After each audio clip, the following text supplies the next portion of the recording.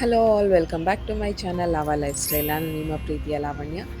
ಎಲ್ಲರೂ ಚೆನ್ನಾಗಿದ್ದೀರಾ ಅಂತ ಭಾವಿಸ್ತಾ ಬನ್ನಿ ಇವತ್ತಿನ ವ್ಲಾಗ್ ಸ್ಟಾರ್ಟ್ ಮಾಡೋಣ. ಚಿಂಕುಗೆ ಈಗ ಸ್ಕೂಲು 12:30ಇಂದ 3:30, ಹಾಗಾಗಿ ಸ್ವಲ್ಪ ಮಾರ್ನಿಂಗ್ ಅವನ್ನ ಆಚೆ ಎಲ್ಲ ಕರ್ಕೊಂಡೋಗಿ ಪಾರ್ಕಲ್ಲೆಲ್ಲ ಆಟಾಡಿಸ್ಕೊಂಡು ಕರ್ಕೊಂಬರ್ತೀನಿ. ಈಗ ಒಂದು 9 o'clock ಅಥವಾ 9:30ಗೆ ಹೋದರೆ 10:30 ಹಾಗೆ ರಿಟರ್ನ್ ಆಗ್ತೀವಿ.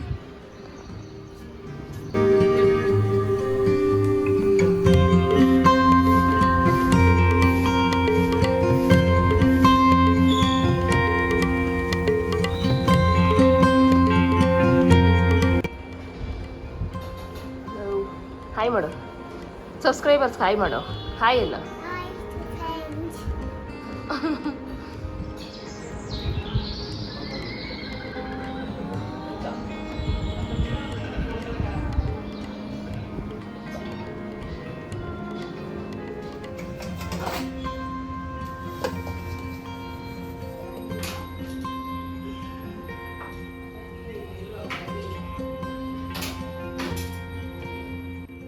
ಚಿಂಕುಗೆ 1.5 years ಇದ್ದಾಗಿಂದನೂ ಪಝಲ್ಸ್ ಟೈಮ್ ನಾವು ಜಾಸ್ತಿ ಇನ್ಕ್ಲೂಡ್ ಮಾಡ್ತಾಯಿದ್ದೆ.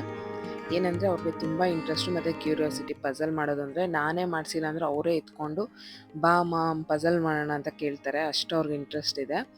2 piece ಪಝಲ್ಸ್ನ ಮಾಡ್ತಿದ್ರು, ಈಗ 6 piece ಪಝಲ್ಸ್ ತನಕನೂ ಈಗ ಸಾಲ್ವ್ ಮಾಡ್ತಾರೆ. ಅವ್ರಿಗೆ ತುಂಬ ಕ್ಯೂರಿಯಾಸಿಟಿ ಇದೆ ಅದರಲ್ಲಿ. ಹಾಗಾಗಿ ಪಝಲ್ ಟೈಮ್ ಅವ್ನಿಗೆ ಮಿಸ್ ಆಗೋದಿಲ್ಲ. ನಾನು ಮಿಸ್ ಮಾಡಿದ್ರು ಅವ್ರು ಮಿಸ್ ಮಾಡ್ಕೊಳ್ಳಲ್ಲ. ಮಕ್ಕಳಿಗೆ ಪಝಲ್ ಟೈಮಿಂದ ಹ್ಯಾಂಡ್ ಐ ಕೋಆರ್ಡಿನೇಷನ್ ಆಗಿರ್ಬೋದು, ಬ್ರೈನ್ ಡೆವಲಪ್ಮೆಂಟ್ಗೆ ಎಲ್ಲ ತುಂಬ ಒಳ್ಳೆಯದು. ಯಾಕಂದರೆ ಅವರು ಎರಡೂ ಕೈನ ಯೂಸ್ ಮಾಡ್ತಿರ್ತಾರೆ, ಮತ್ತು ಕಣ್ಣು ಯಾವ ಪೀಸ್ ಎಲ್ಲಿ ಇಡಬೇಕು ಅನ್ನೋ ಕಾನ್ಸಂಟ್ರೇಷನ್ ಮಾಡ್ತಿರ್ತಾರೆ.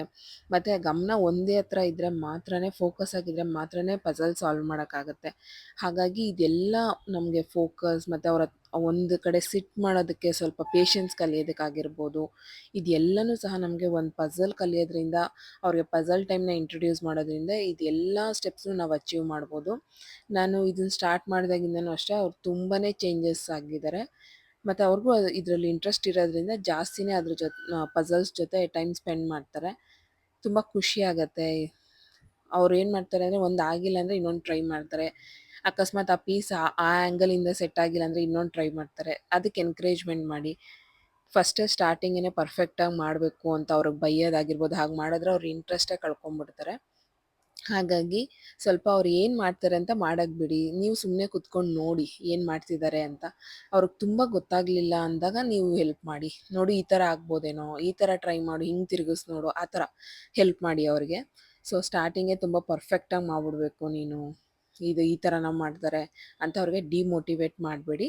ಸೊ ಒಂದೊಂದೇ ಸ್ಟೆಪ್ ಅವರು ಕಲ್ತ್ಕೊತಾ ಹೋಗ್ತಾರೆ. ಸ್ವಲ್ಪ ಪೇಷನ್ಸ್ ಇಟ್ಕೊಂಡು ನಾವು ಪೇರೆಂಟ್ಸು ಅವ್ರಿಗೆ ಮೋಟಿವೇಟ್ ಮಾಡಬೇಕಾಗತ್ತೆ.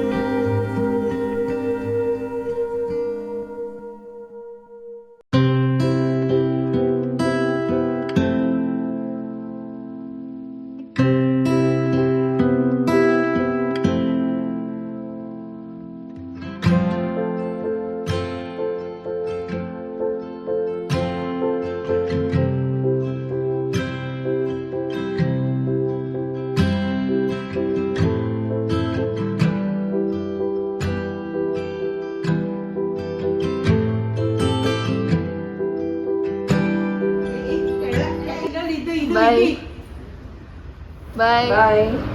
Bye friends. Love you. Welcome friends. Welcome friends. ಸ್ಕೂಲ್ಗೆ ಹೋಗ್ತಾ ಇದ್ದೀರಾ ಫ್ರೆಂಡ್ಸ್ ನೀವು? ಹೌದು. Very good.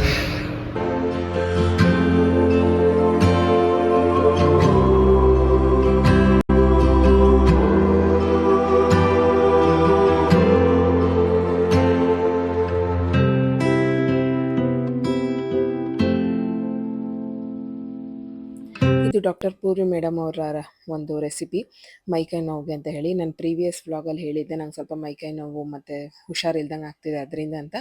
ಸೊ ಹಾಗೆ ಈ ರೆಸಿಪಿ ನನಗೆ ಸಿಕ್ತು. ಸೊ ಇದಕ್ಕೇನೆಂದರೆ ಲೋ ಫ್ಲೇಮಲ್ಲಿ 4 ಸ್ಪೂನು ಅಜ್ವೈನ್ ತೊಗೋಬೇಕು. 4 ಸ್ಪೂನ್ ಅಜ್ವೈನ್ ತೊಗೊಂಡ್ರೆ 2 ಸ್ಪೂನಷ್ಟು ಜೀರಿಗೆ ತೊಗೋಬೇಕು. 2 ಸ್ಪೂನಷ್ಟು ಜೀರಿಗೆಗೆ 1 ಸ್ಪೂನಷ್ಟು ಓಂಕಾಳು ತೊಗೋಬೇಕು. ಇದಿಷ್ಟನ್ನು ಲೋ ಫ್ಲೇಮಲ್ಲಿ ಒಂದು 10 ನಿಮಿಷ ಚೆನ್ನಾಗಿ ಹುರ್ಕೋಬೇಕಾಗತ್ತೆ ಗಮ್ಮನ್ನೋವರೆಗೂ. ಇದಾರದ ಮೇಲೆ ನಾವು ಒಂದು ಮಿಕ್ಸಿ ಜಾರ್ಗೆ ಹಾಕ್ಕೊಂಡು ನೀಟಾಗಿ ಪೌಡ್ರ್ ಮಾಡಿಕೊಂಡು ಏರ್ಟೈಟ್ ಕಂಟೈನರ್ಗೆ ಹಾಕಿ ಎತ್ತಿಟ್ಕೊಬೇಕಾಗತ್ತೆ.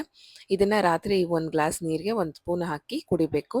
ಬೆಳಗ್ಗೆ ಅಷ್ಟರಲ್ಲಿ ಮೈಕೈ ನೋವು ಇರೋದಿಲ್ಲ ಅಂತ ಹೇಳಿದ್ದಾರೆ. ಹಾಗಾಗಿ ಇದನ್ನು ಟ್ರೈ ಮಾಡಿ ನೆಕ್ಸ್ಟ್ ವ್ಲಾಗ್ಸಲ್ಲಿ ಯಾವುದೇ ರೀತಿ ರಿಸಲ್ಟ್ ಬಂದಿದೆ ಅಂತ ಹೇಳ್ತೀನಿ, ಶೇರ್ ಮಾಡ್ಕೋತೀನಿ.